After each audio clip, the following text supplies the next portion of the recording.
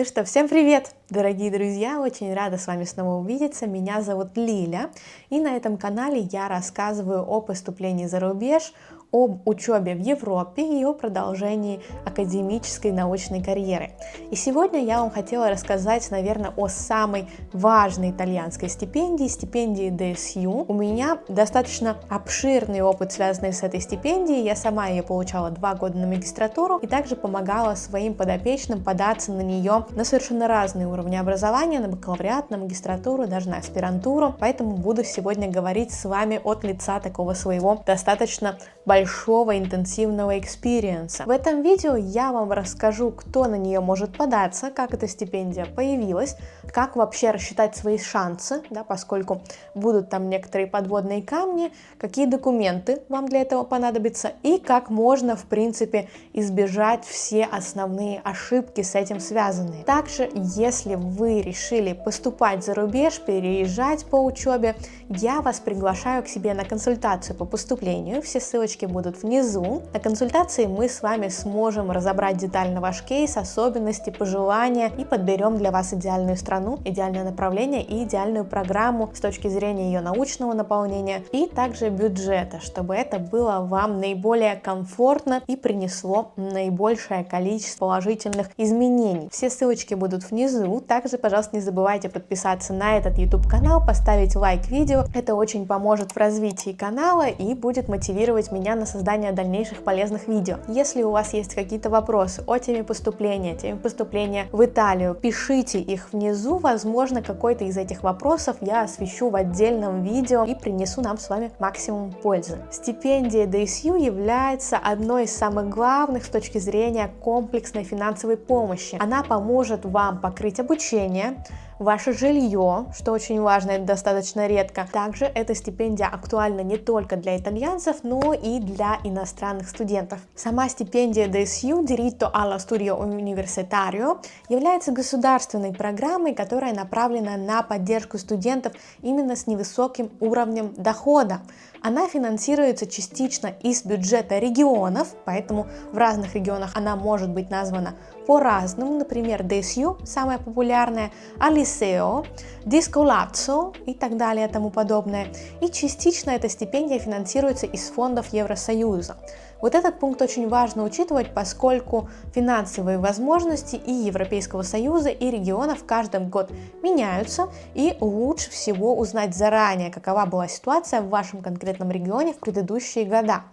Стипендия поможет покрыть все расходы, в принципе, которые у вас появляются, поэтому ее так сильно любят все поступающие.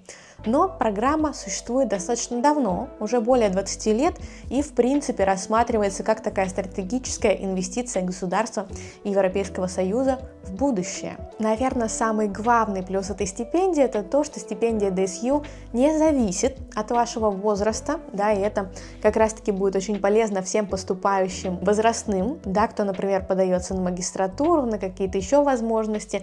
Также она не зависит от оценок, поэтому если вы очень переживали, что у вас не идеальный красный диплом, все хорошо, расслабьтесь, выдохните на этом моменте. Да, и также не зависит у нас стипендия от страны проживания. Вот это, наверное, самый главный плюс, в принципе, она подходит для всех. Главное условие этой стипендии — это ваш уровень дохода и, в принципе, имущество.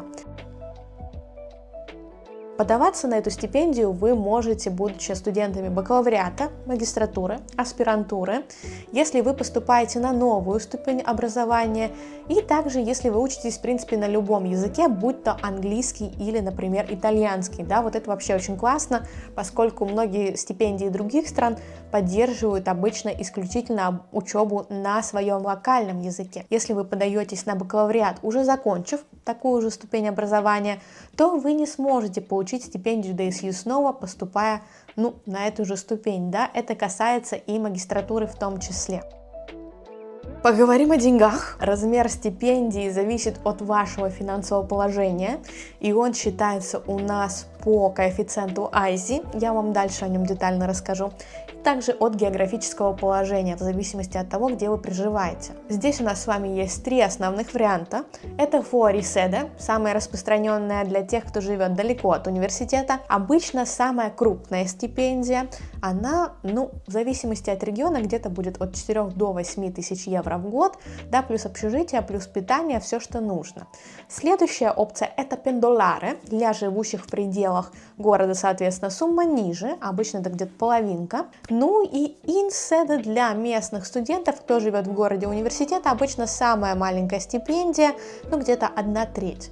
В основном, конечно же, иностранные студенты из СНГ у нас всегда подаются как fuori sede, но у этого пункта также есть свои подводные камни, это мы с вами обсудим дальше. Еще очень важный и приятный плюс для всех девушек, обучающихся на STEM специальностях, вы можете получить надбавку в размере 20% к стипендии. Этот пункт у нас отличается в зависимости от региона, но тем не менее, если у вас есть такое желание, да, получить повышенную стипендию, тоже не забудьте проверить, как раз-таки подходит ли ваша программа под эту область. Дорогие друзья, также приглашаю вас в свой телеграм-канал. В нем я рассказываю о буднях своей учебы в Италии, нахождения здесь, работы, да, и также освещаю все вопросы, связанные с поступлением за рубеж, подготовку документов и возможности финансовые, в том числе все основные стипендии.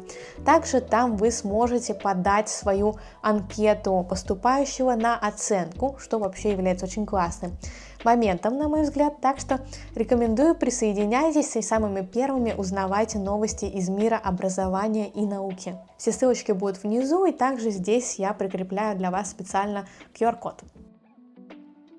Ну что, как считается наш ISI? Это специальный индикатор, который отражает доход и имущество вашей семьи. Считается он примерно так: доход вашей семьи плюсуется, суммируется с 20% стоимости недвижимости и с 20% ваших остатков сумм на счетах, инвестиций и всего прочего. И вот эта сумма вся целиком делится на коэффициент семьи. По поводу документов сразу вам скажу, вот это моя папочка документов на стипендию DSU.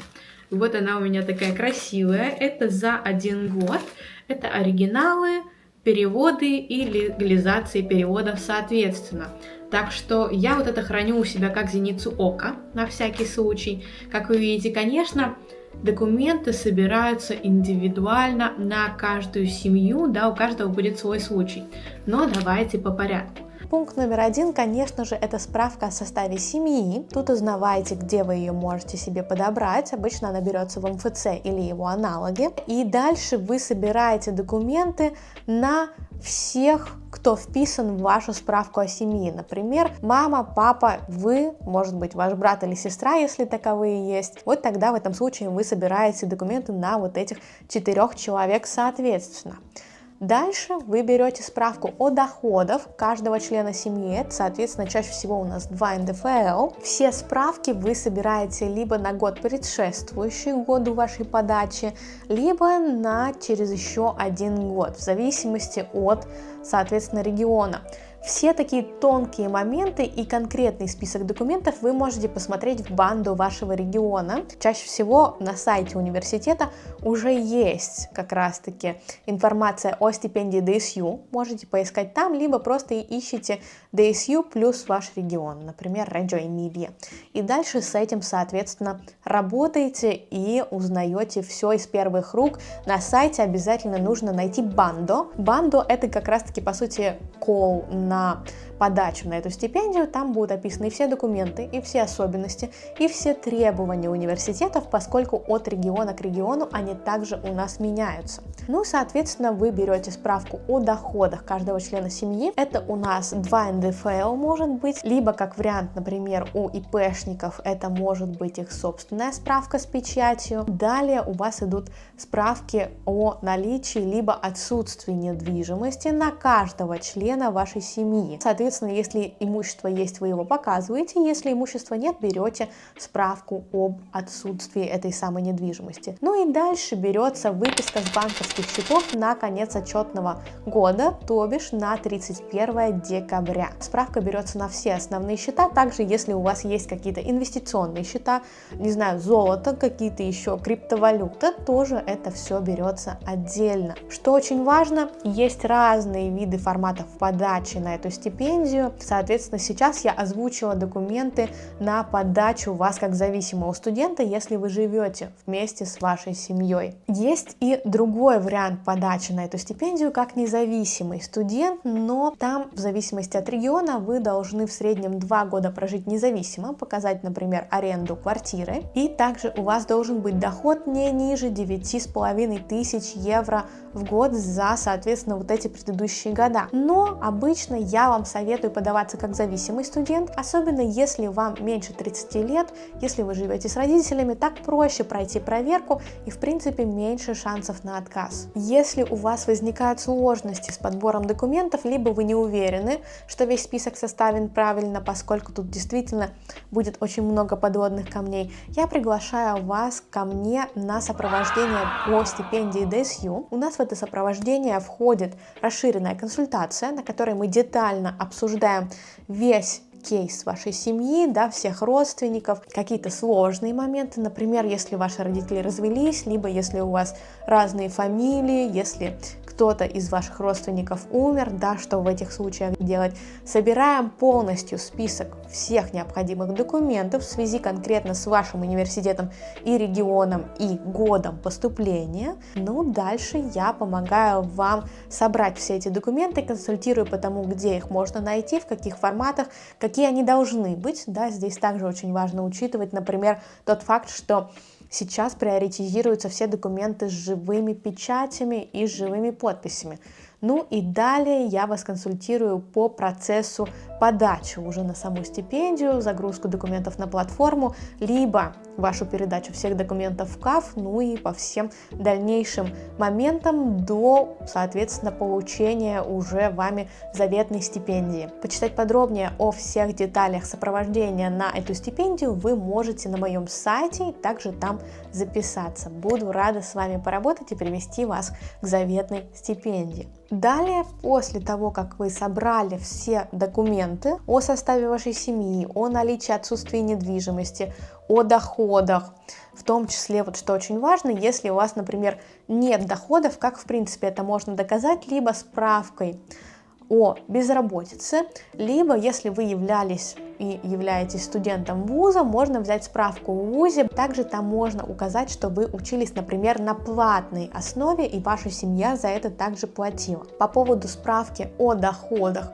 каждого члена семьи, здесь такой момент, что если доходов у вас не было, все-таки нужно предоставить обязательную справку либо о вашей постановке на учет по безработице, либо если, например, вы или ваш брат или ваша сестра являлись студентом или школьником, справку от вашего учебного заведения, где, соответственно, будет прописано, что в эти периоды студент обучался на данной программе и, соответственно, не работал. Также там можно указать, например, что вы учились на платной основе и что ваши родители, соответственно, платили и за это обучение. После того, как вы собрали все документы, чаще всего определенное количество документов нужно будет апостилировать. И тут очень важно узнавать, какие документы вам нужно будет апостилировать уже у консульства, конкретно в вашем городе, в вашей стране, консульства итальянского. Тут все бывает очень по-разному. Например, несколько лет назад жителям Беларуси не надо было апостилировать документы. Жителям России нужно было апостилировать, но только определенные документы. Сейчас же, например, в Санкт-Петербурге ввели новое требование о том, что должны быть абсолютно все документы апостилированы. Да, это тоже достаточно большое энергозатратное действие. Оно не дешевое, сразу, как вы можете понять. Но не переживайте, все не так плохо. Например, у жителей Турции также необходимо апостилировать все документы, причем там такой прямо двойной круг у них подтверждения происходит, что прямо точно все четко. Соответственно, дальше, после того, как вы апостилировали необходимые документы, вы их переводите на итальянский язык у аккредитованного переводчика. Аккредитацию конкретного переводчика можно посмотреть на сайте вашего консульства. Обычно у каждого города есть списки рекомендованных переводчиков. Соответственно, вы списываетесь с понравившимся переводчиком, обсуждаете с ним все детали, и он подготавливает для вас все документы. Здесь, что очень важно, да, пожалуйста, обратите внимание на то, что у переводчиков чаще всего летом самый горячий сезон, конечно же, все подачи, и нужно будет планировать все переводы заранее. После того, как вы перевели все ваши необходимые документы, необходимо будет податься на легализацию перевода уже в консульстве. Соответственно, что перевод соответствует оригиналу. Это также отдельная услуга, в разных странах она стоит по-разному, но я вам советую уточнить все эти моменты заранее у консульства. Иногда бывают нормальные цены, иногда бывают какие-то скидки, если очень много всего вы им принесете. В общем, тут тоже нужно записываться и учитывать эти моменты сильно-сильно заранее. И уже после этого все подготовленные документы вы загружаете на сайт, заполняете заявочку, либо вы отправляете их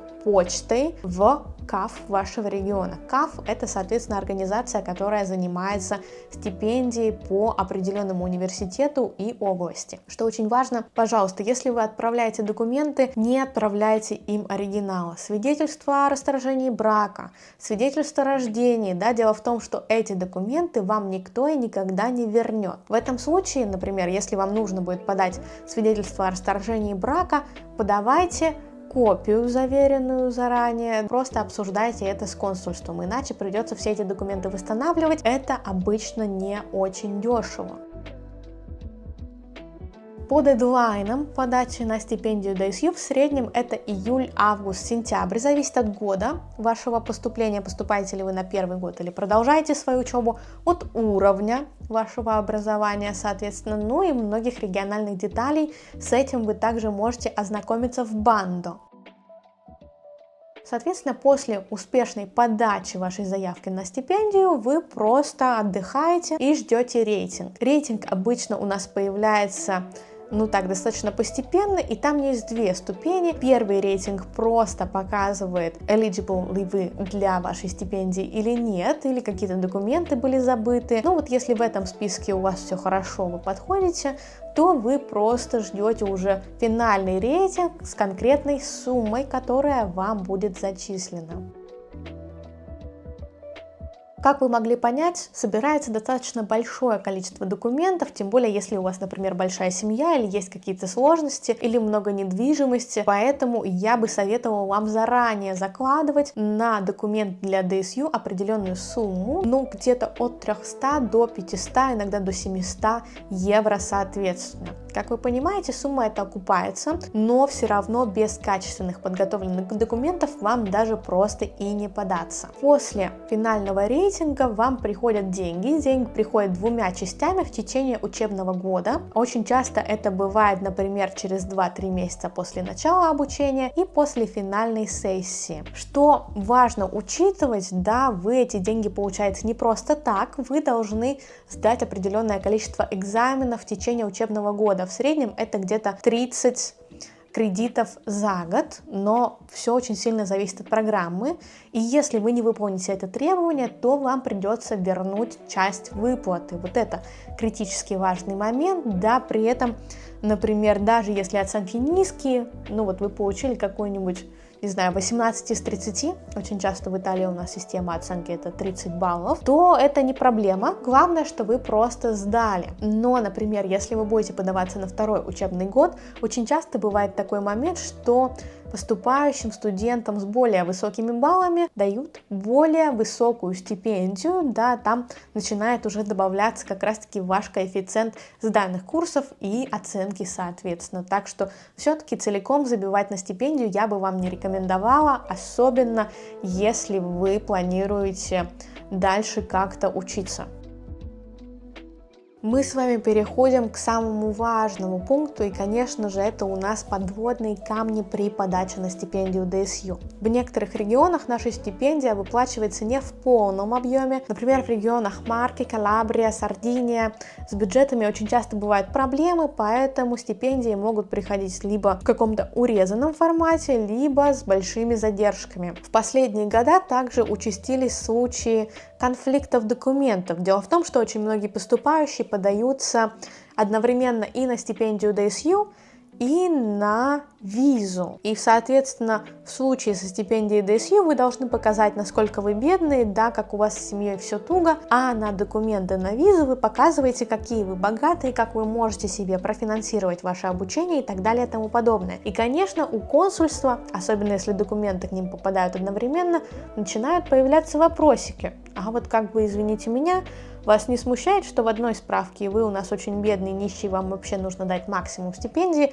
а в другой у вас как-то все очень хорошо, и в принципе она вам не нужна. Да, и были даже случаи, когда ставили ультиматум, вот либо вы подаетесь на визу, либо вы подаетесь на стипендию. Конечно, тут приходится выбирать второе. Ну и задержки по выплатам. Да, ДСЮ это стипендия комплексная, как вы понимаете, на нее подается огромное количество поступающих, и, соответственно, выплачивается она тоже не сразу, да, должен пройти такой достаточно большой промежуток времени со всеми расчетами, со всеми изменениями каких-то документов. Ну и очень часто она выплачивается где-то через 2-3 месяца, соответственно, особенно в бюрократически сложных регионах. В Венеции, например, в регионе вообще Венето стипендия вот на первый год магистратуры выплачивается в феврале. То есть полгода вы должны существовать как-то за свои средства, соответственно.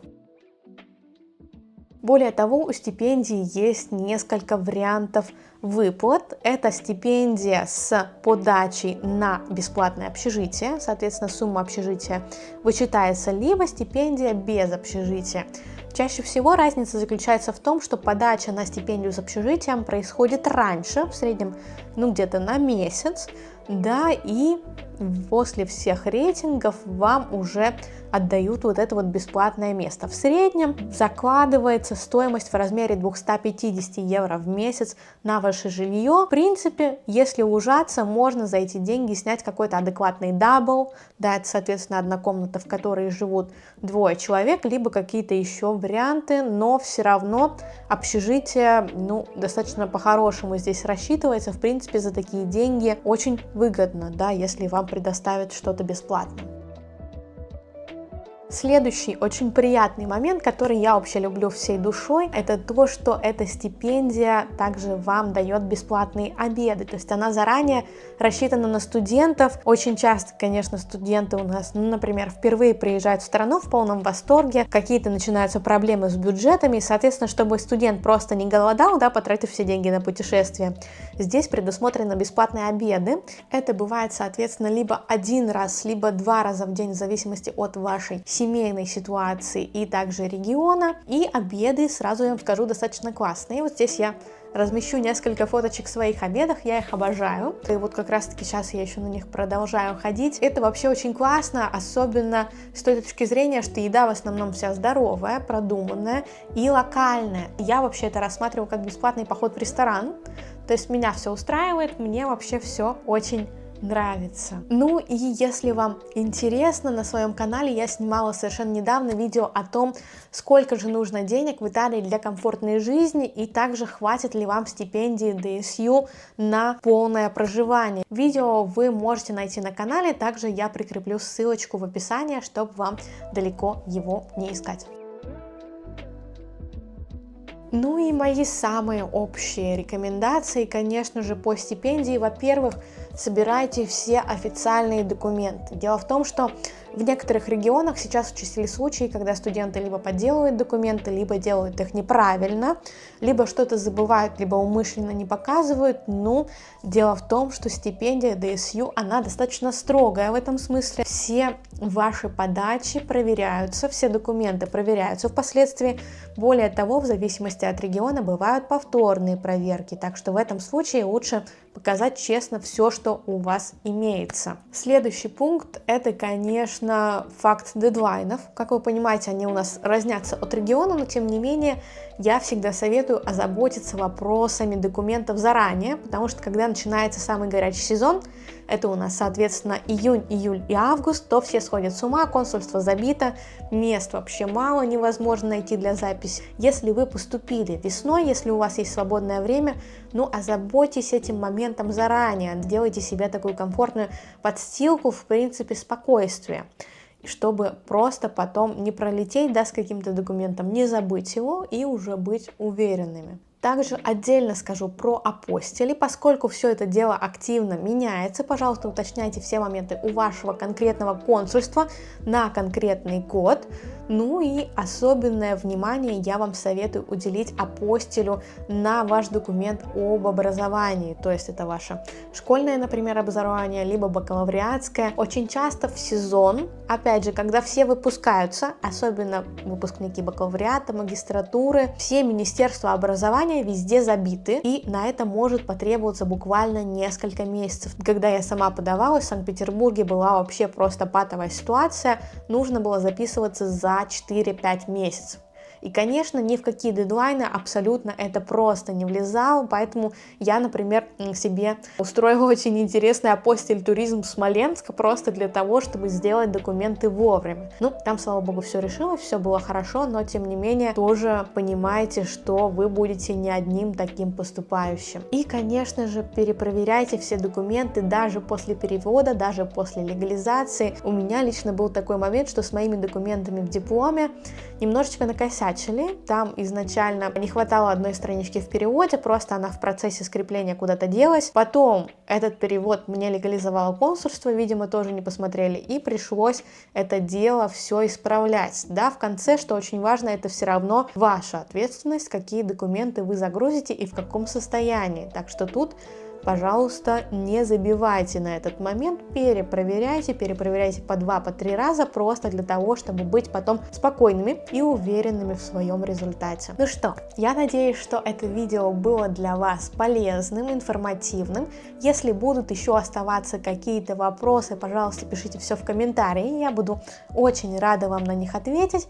И также, в принципе, попрошу вас поставить лайк этому видео, если вы еще не поставили, и написать любой комментарий для того, чтобы это видео было показано наибольшему количеству поступающих, да, с такими же проблемами, чтобы мы с вами им помогли. Ну и буду рада видеть вас в своем телеграм-канале. Там у меня скоро стартует новая, очень полезная рубрика для всех поступающих. И пока-пока, до следующего видео. На связи была Лиля, ваш гид в мире образования.